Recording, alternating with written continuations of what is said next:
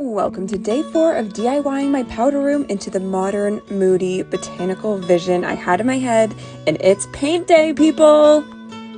First thing in the morning, I wet sanded the last coat of drywall mud and then cleaned up all the leftover dust before taping and edging that wall.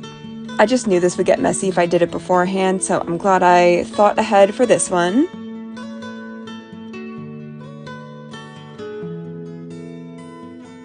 Once that was done, I got started on the first coat of paint. I rolled it onto the walls and the ceiling. It was a great arm and ab workout, honestly.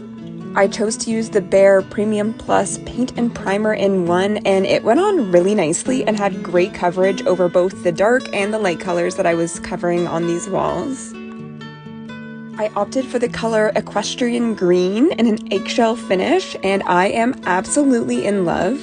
It was exactly what I had in my head, and I think it's going to look so good with the gold accents that I'm bringing in. Show you a little sneak peek at the end.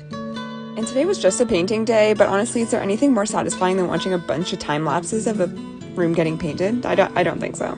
And for the record, I am working on these days that I'm DIYing as well, so it's not a full day of work, okay?